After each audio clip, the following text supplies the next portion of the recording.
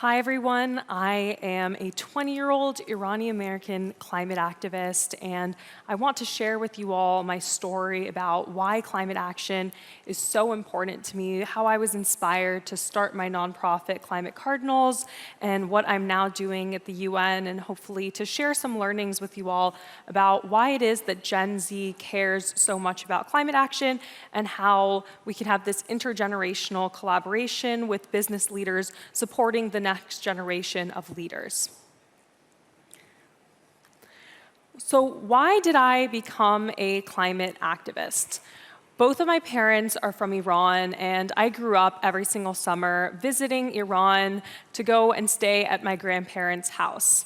And on one of my last summer visits, when I was 12 years old, I was struck by how awful the air pollution was. Specifically, you can see these headlines that air pollution in Iran was hospitalizing thousands of people over short periods of time. In just 24 hours, 1,500 people were hospitalized because of the air pollution. And I also learned that the Middle East was suffering on the front lines of a climate crisis. Specifically, the fact that in the Middle East, temperatures were rising more than twice the global average. And so when I realized this, I naturally wanted to talk to my relatives about the issue. And I decided to approach my aunts and uncles, and I brought them these statistics, and they greeted me with blank stares. And they told me that they had never heard of these terms: global warming, climate change, carbon dioxide emissions. It was all something completely foreign to them.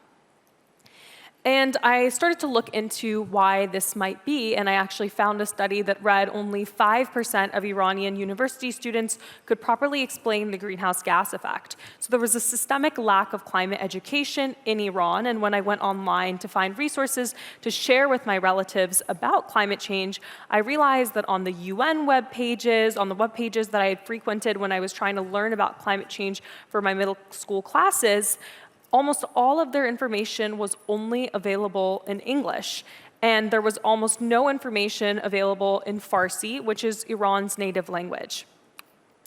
Now, I wasn't going to let that stop me. I was a bratty and determined 12-year-old, and so I decided to work with my mom to translate climate resources into Farsi so that I could talk to my relatives about the issue of climate change. And I had never been happier to see fear plastered all over my relatives' faces, because translating the resources succeeded in convincing them that climate change was a real and pressing threat. And after that, I was really emboldened to realize the power that I was able to have as a young person, and also the influence that climate education could have on the world. And so what I started to do was I grew older, and in high school I decided to get involved with a variety of different nonprofit organizations and international movements. So specifically, you can see 0 Hour, Fridays for Future, Extinction Rebellion. These are some of the largest nonprofits and movements in the world. And so throughout high school, I first got involved with this 0 Hour, and what made them special that it was almost all young women of color. And the reason this was particularly significant is because young women are actually disproportionately impacted by the climate crisis, which is something that I learned, that around 80% of climate refugees are women, and also that people of color are being disproportionately impacted by the climate crisis because of factors like environmental racism. And so being able to learn about the climate crisis through this intersectional lens was one of the first steps in me becoming a more educated, more rounded climate activist that I've now taken into the learnings that I've applied with these other larger movements, which are Fridays for Future and Extinction Rebellion. So Fridays for Future, I'm sure many people in Europe are very familiar, is Greta Thunberg's international movement that she kicked off. And so I continued that into the US, helping to organize nationwide strikes, and particularly in Washington, D.C., where I'm from, we were able to organize groups of school kids to strike every single week. And with Extinction Rebellion, that's actually how I first got my start in the climate world on a more international level. In 2019, I did a hunger strike on Capitol Hill, and it went viral. And so it was in the Washington Post, in the Guardian, and it was kind of my first view of seeing the power that social media and the power that news could have in terms of making people aware of the climate crisis, and also specifically the power of nonviolent civil disobedience to get the public and to get world leaders to take action. And now the youth movement has had a tremendous impact, and specifically in 2019, with Fridays for Future and Extinction Rebellion, we were able to organize the first global climate strike. And so this strike actually resulted in over 4 million people in September going out into the streets and striking. And that was one of the first times ever that such a large mass of people had congregated together in an effort to get world leaders to care about the climate crisis. And it was after that that we saw numerous measures being taken, like cities and countries declaring climate emergency. And finally, climate was elevated to a status that it had never been. And part of the reason was because we've been starting to employ tactics that have been used in the civil rights era, in the women's suffrage movement, where when we get masses of people to go out into the streets to strike, it actually does get world leaders to pay attention. And this strike, it was on the front page of the New York Times. It really affirmed that the climate crisis is something that we cannot ignore. And so after I spent my high school years volunteering with these variety of grassroots organizations and nonprofits, that's when I got the idea to start my own nonprofit, Climate Cardinals. And so like I was telling you all, the reason why I first became a climate activist was because of the experiences that I had in Iran growing up, realizing that my relatives had a lack of access to climate resources available in Farsi. And so I continued to work with these different grassroots organizations, and something that really stuck out to me was that pretty much all of our advocacy and activism was only conducted in English. And so I couldn't help but think that we were leaving people like my relatives behind in our advocacy. And specifically, I realized that there was a need in the climate movement for people to be translating resources into languages other than English. So in my senior year of high school, I decided to start Climate Cardinals with the goal of creating an international youth-led nonprofit that could make climate education more accessible to people who didn't speak English.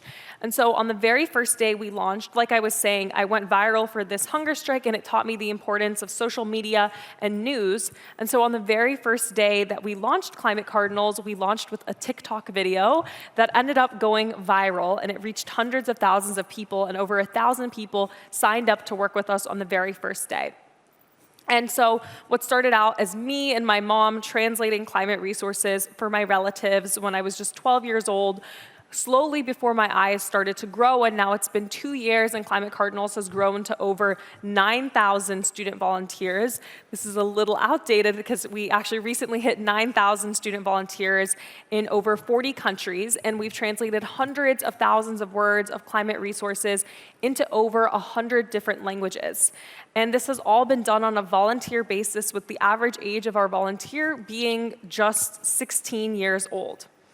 And it really affirmed to me the fact that if a ragtag group of teenagers that congregated just through the power of social media were able to do this work with almost no funding, imagine the impact that a concentrated effort by governments, policymakers, scientists, and specifically business leaders could have if they invested in the power of young people and understood the importance of sustainability.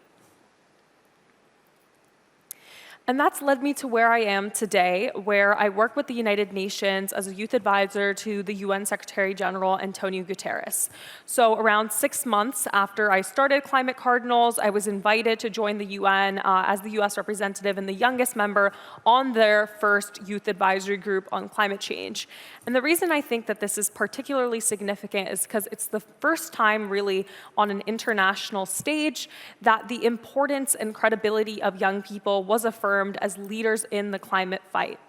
And so if the UN and the Secretary General at the highest level can create this youth advisory group and really allow young people to have input into concrete decision-making, I think it shows that every single business leader, organization, institution has a responsibility to find a way to integrate the voices of young people into their decision-making. Because it is my generation that's going to be disproportionately impacted by the climate crisis if action isn't taken.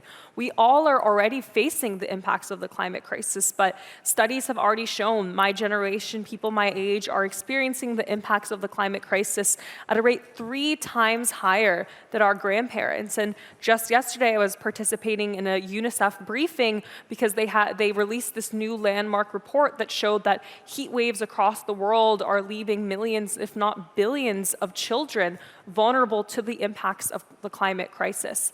And so I've been working for the past 2 years with the UN to make sure that young people's voices are integrated in decision-making processes. And I also had the experience to organize the first ever pre-COP Youth for Climate conference, where we brought together hundreds of young people from over 100 countries, and we were able to present proposals to ministers from over 40 countries, including John Kerry, to basically be able to concretely say, this is what young people care about, this is what our priorities are, and this is how you can support us in getting these initiatives passed.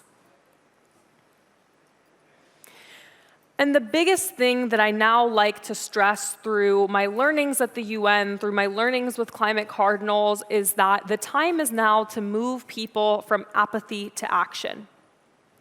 I'm sure, or at least I hope, that many of you in this room think that climate change is a big deal. And that's the first step, and it's an important step. But I think where the disconnect happens is that so often I talk to people who tell me I think that climate change is a huge issue, but what is it that I can do about it? Or they acknowledge that it's a big issue, but then they don't take the steps to then further reflect on, well, what can I do? How can I play my part?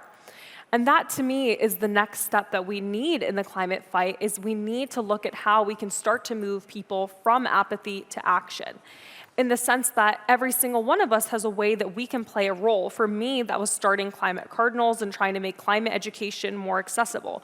For some of my friends, it takes the form of they're studying theater. Now they're looking at how can they make theater sets more sustainable. For my other friends, it's I'm studying computer science. How can I employ the knowledge that I'm learning to now model different climate simulations to see how we can build more resilient cities? And I think every single person here can assess and think, how can I in my workplace, how can I in my family, how can I make a difference when it comes to making the world a more just and sustainable place? And so hopefully as a collective, as a society, we can move towards action by helping people to also get over issues such as climate anxiety. We're beyond just not knowing how they can play a part. I think a lot of people feel very rightly scared by the fact that the climate crisis feels like this big looming issue, and it often feels like there isn't much that we can do about it. And I think that once we start to tell people that there is something, it's an incremental step. I didn't wake up one day, choose to be a climate activist, and then come here and speak with you all. It's been years in the making, and something that I first took my step where I translated these resources for my relatives, and then I started volunteering with these groups, then I started a nonprofit, then I started working with the UN. And so it was a series of steps of me realizing, how can I own my power and agency as a young person to make the world a better place, and to identify how I can make a difference. And I think very similarly for all of you, there's a chance for you to make that difference as well. And now I want to look specifically at some statistics that highlight how climate change is of increasing importance to Gen Z, and specifically that young adults are already altering their personal consumption habits to align with their values. So beyond, of course, the moral argument about why climate change is so important, there's also the fact that for businesses to actually engage the young consumer, there's a need to realize that consumption patterns are increasingly shifting, and young people do want more sustainable, secondhand, reduced plastic alternatives. And so these are some more statistics. 2/3 of young people are saying that climate should be a top priority. Another 2/3 of them have talked about the need for climate action on social media. And again, another third have personally taken action to address climate change within the next year. And I think you can tell from these statistics there is a bit of virtue signaling where, although 2/3 of young people are saying that they believe that action is needed, only 1/3 of them personally have taken action. And so I think that, again, ties back to the importance of education and making people aware of, yes, if you think that this is an issue, there is a role that each of you can play in advancing a more just and sustainable society.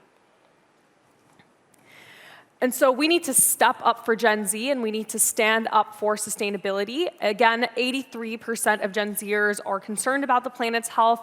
And like I was saying, there is this huge phenomenon now of eco-anxiety where young people feel paralyzed and they don't know what they can do to actually take the steps to address the climate crisis. And I do think a lot of the onus is on the older generation to realize that it wasn't young people that caused this situation. And so there's a need for intergenerational collaboration for the older generation to realize that responsibility, to step up, and to make sure that the future that we inherit is one that is actually livable. And now I want to end by saying, what do young people want to see? Like I was talking about earlier, that I kind of noted was that the importance of climate all really does boil down to the idea of systemic action. And so while there is a lot that you and I can do, it's also important to realize that 71% of industrial emissions were caused by just 100 companies. And so there's a need for climate policy and legislation to be passed. And so when we talk about individual action, I think it makes sense to look at it through that lens, because the number one thing that I always recommend to people is get engaged, get involved in political processes. So specifically, vote, get out the vote, make sure that we are actually getting elected officials into office who believe in passing progressive climate legislation. And so there's also a need on a climate education level for change to happen, so getting school boards to pass climate resolutions, getting climate education better integrated into the curriculum. This is a very big issue in the United States where I'm from, and I do think that education is the route to solving many of the issues that we do see in society, and specifically on the point of climate. And that's why after I joined the UN's Youth Advisory Group, shortly after I enrolled at Stanford, where I'm now a junior and I'm studying climate policy. And I do think that continuing to give young people access to education and resources, both in traditional schooling, but also using the internet and making things publicly available is so important. And specifically on the point of corporates and corporate action, I do think that making your resources publicly available, making it transparent, the steps that you're taking, is also going to be something crucial, because young people want to support businesses that have divested from fossil fuels, that have an emphasis on sustainability and circularity, and specifically that are approaching the climate crisis through an intersectional lens. And with the emergence of social media and news, it's easier now than ever for young people to cancel businesses and to see whether or not they're greenwashing. And so, again, while there is a moral obligation to talk about the climate crisis and to address this issue, because it is the most pressing issue facing humanity today, there's also a strong business incentive and a strong argument to be made that this is the future of consumerism. And lastly, I think we can all, in our own homes and with our peers, educate ourselves, each other, and to uplift marginalized voices. Like I was saying at the very beginning, the people who are going to suffer the most from the climate crisis are the ones who are living in developing nations, who are living on the front lines, and these tend to be low-income, elderly, children, women, and we need to make sure that we are protecting these vulnerable members of our society and creating a world that not just we want to live in, but we want future generations to live in. And I hope that you all take away from this that if I, as a 20-year-old, have been able to make this impact just purely because of the power of social media and the goodwill in my heart, then people who have real, tangible resources can uplift the voices of other young people and work together to create a society that is more just, more resilient, and one that we're proud to leave to future generations. Thank you.